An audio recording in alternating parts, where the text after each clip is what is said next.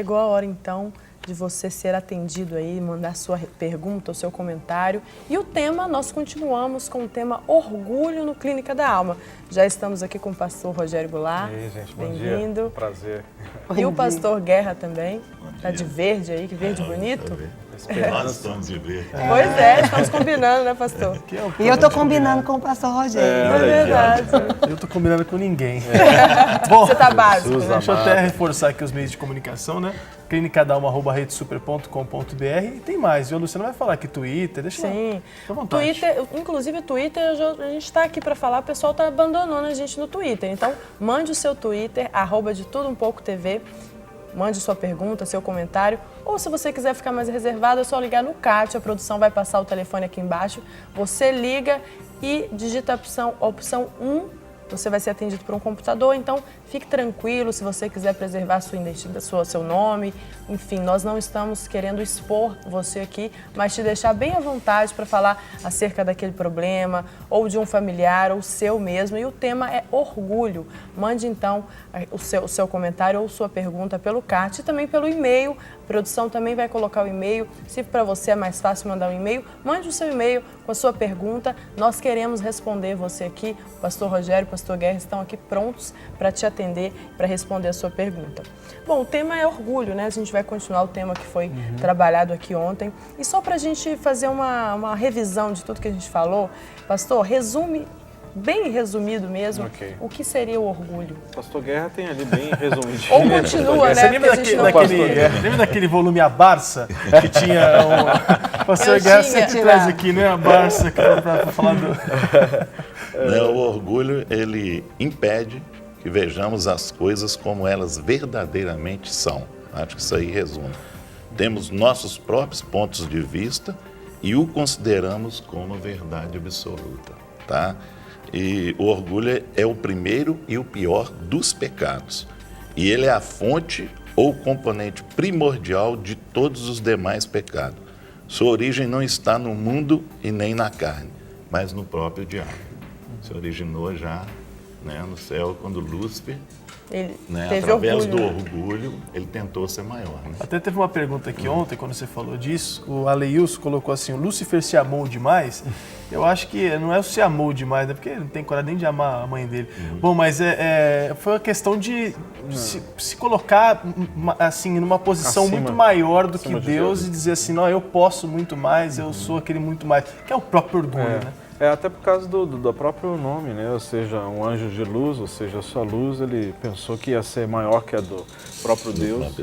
E é isso que acontece muitas vezes na vida das pessoas, né? Que permite que o seu coração seja influenciado, né, por esses sentimentos e por esse espírito também, achando que a sua luz brilha mais que as dos outros e aí então se coloca numa posição de destaque e faz com que o seu eu e aquilo que pertence, aquilo que se sobressai aos demais para se sentir assim aceito pelas pessoas, né? Então essa é uma realidade que as pessoas vivem e é um engano. Na realidade as pessoas vivem debaixo de um engano muito grande. Agora, qual que seria a raiz do orgulho? Por exemplo, essas pessoas que têm dificuldade de pedir perdão, de admitir os seus próprios erros.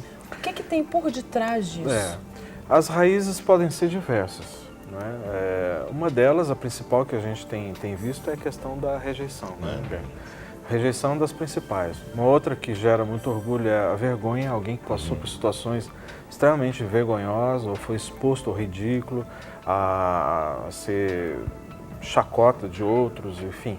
Então é uma forma da pessoa tentar se colocar, tentar suprimir aquela vergonha, aquele sentimento de menosprezo, de com baixa medo de autoestima. passar de novo? Então ela jamais vai aceitar isso novamente. Então, o orgulho pode ser instrumento de defesa, então, pastor Rogério? Porque assim, a gente tem orgulho como o quê? Não, deixa eu formular minha pergunta. Certo. Tem por quê? A gente pensa assim, a pessoa é orgulhosa porque ela é egocêntrica, ela é tal. Mas pelo que eu estou percebendo, por exemplo, uma pergunta que chega, o bullying também pode causar, bullying na escola pode causar orgulho? A pessoa é muito rechatada, massacrada, então ela cresce e diz assim, não vou passar mais por isso de jeito algum. Ela estabelece um limite na sua vida, ou seja, a partir de hoje eu não quero mais passar por uma situação onde eu fui me sentir ridicularizado, exposto, zombado.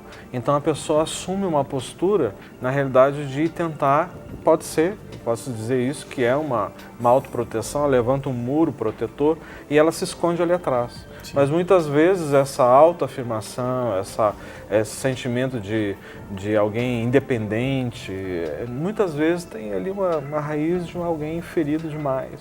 Machucado então, trata demais. aquilo como defesa própria. É uma defesa. Eu falei aqui rechatada, é rechaçada. Rechaçada, Eu fiquei pensando. Mas é achatado também. Uma questão do orgulho também que eu acho é a questão do narcisismo, né?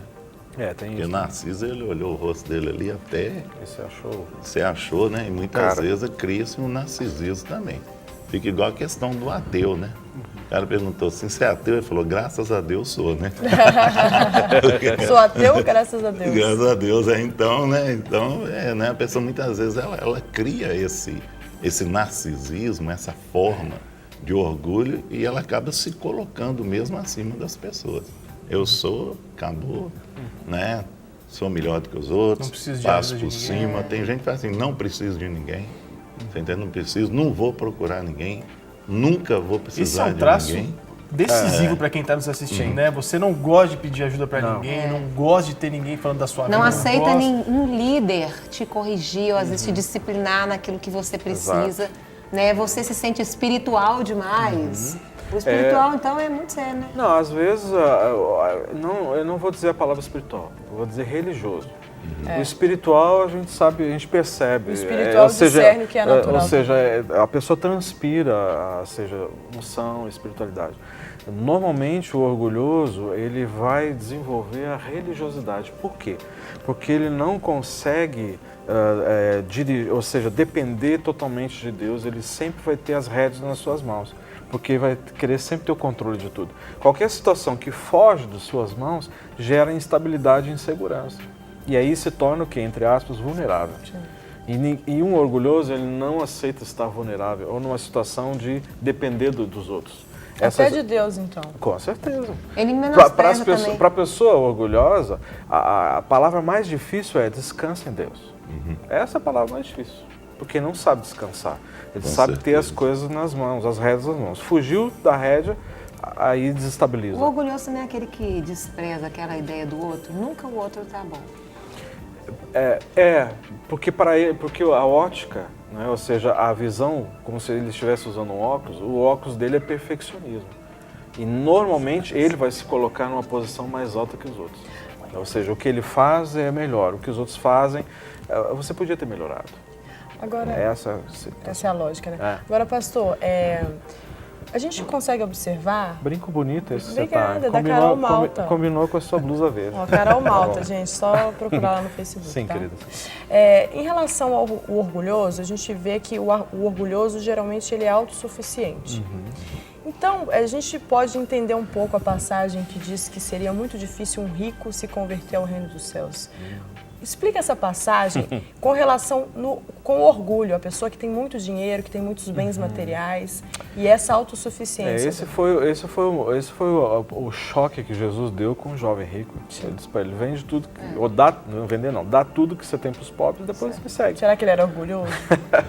Talvez a segurança dele estava provavelmente no dinheiro, né? Ou seja, isso trazia uma segurança, né? Agora, foi diferente da reação que Zaqueu teve. Sim. Quando ele ceou com o Senhor Jesus e disse, olha, eu decido dar metade de tudo que eu tenho aos pobres. E ele foi muito específico, a palavra diz, né? Eu vou dar aos pobres.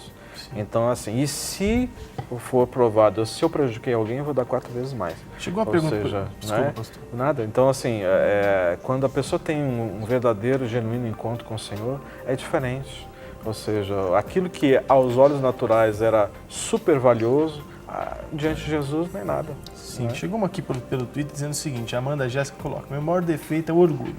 Meu noivo fica estressado, porque quando nós discutimos eu nunca peço perdão, ou assumo que eu estou errada. Então, ela está dizendo aqui, reconhecendo realmente que esse é um tipo de defeito. Isso é um traço de orgulho ou não? Com certeza. Não reconheceu o erro, né? E uma dica que eu dou para você que está nos assistindo, olha, permita ser humilhado, permita ser. Porque se você não permitir ser humilhado, Deus sabe como fazer. E aí normalmente, Vai tratar quando o é Senhor com faz... você. É melhor por bem, né? Eu prefiro cair nas mãos do Senhor do que na justiça dos homens, né? Ou seja, na justiça de Deus. Mas, sabe, abre o seu coração, permita ser humilhado, ou se humilhar, peça perdão, porque, assim, Deus, ele é longânimo, ou seja, o seu ânimo é longo, mas tem uma hora que diz assim, olha, chega, eu quero te resgatar, eu te amo e eu quero o melhor para você. Aí, ele sabe como fazer.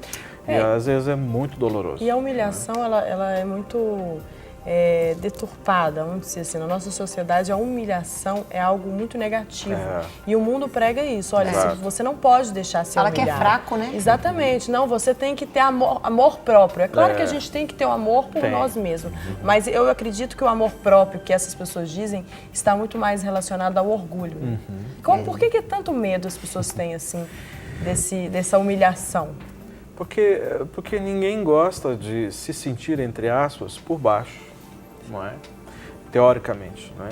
Agora nós temos o maior exemplo, alguém que tinha tudo, dono de tudo e se fez homem. Se rebaixou a nossa e se permitiu condição. ser humilhado. E o que ele fala, né? Andar a segunda milha, dar a segunda face. Dar o Né? outro lado. Jesus o tempo inteiro ele vai falando sobre isso. E a gente tem um telespectador, o Marcos Aurélio, ele está perguntando se o não perdoar uma traição é uma forma de orgulho? No fundo é. No fundo é orgulho, sim. E eu quero dizer uma coisa para você, Marco. Marcos ou Marco, não sei. É o seguinte, quando a pessoa não perdoa, eu não estou lembrando aquele texto, Guerra, não sei se você pode me ajudar, a respeito de a pessoa que não perdoa é liberado os verdugos sobre a vida da pessoa. É uma parábola dos verdugos. A parábola dos verdugos, exatamente. Porque quando a pessoa ela não perdoa, porque nós temos o maior exemplo. Ou seja, Jesus é o nosso exemplo, a nossa referência de perdão. E através dele nós temos esse livre acesso ao Santo do Santo e ao também, ou seja, o liberar de todo fardo, de todo peso. Então, quando nós não perdoamos, nós atamos a pessoa, a nós, ou seja, quem nós não perdoamos, mas quem é o prejudicado? É quem não perdoa. E o texto, eu não estou lembrando agora a referência para te passar, diz que é liberado sobre a vida das pessoas os verdugos. Quem são os verdugos? Os verdugos são aqueles que eram, ou seja, usados para trazer sobre a vida da pessoa, ou seja, a condenação, ou seja, o tormento, exatamente, o tormento sobre a vida da pessoa. Então, quem não perdoa vai começar a experimentar o tormento, porque essa é uma referência que o Senhor nos dá. E eu acho isso tremendo, sabe? Porque, na realidade, quem não perdoa vai carregar aquela pessoa sobre seus ombros. Agora, o perdão nesse caso, pastor, só para a gente esclarecer aqui, Sim. o perdão nesse caso que o Marcos está perguntando é você liberar a pessoa. Mas e se a pessoa, por exemplo, é casada, teve uma traição, 2, 3, 4, ela perdoou, ela decidiu perdoar no coração dela, mas ela decidiu não permanecer com a pessoa. Ela pode perdoar e ainda assim não ter o direito de não continuar com a pessoa? A Bíblia dá uma abertura para isso, né? Exato. Tá? E muitas vezes vai consequência e a pessoa ela toma uma posição, não quero mais essa pessoa. Mas ela pode perdoar mesmo assim. Pode perdoar. Perdoar, ela deve. Ela perdoa, libera a pessoa, mas não quer ficar mais com a pessoa. Porque ela sabe que vai acontecer de novo. Sim, é porque algumas pessoas pelo caráter dizem... da pessoa e pela forma da pessoa agir, ela sabe que vai acontecer. Então, o que ela faz? Afasta daquela pessoa, perdoa, limpa o coração dela daquilo.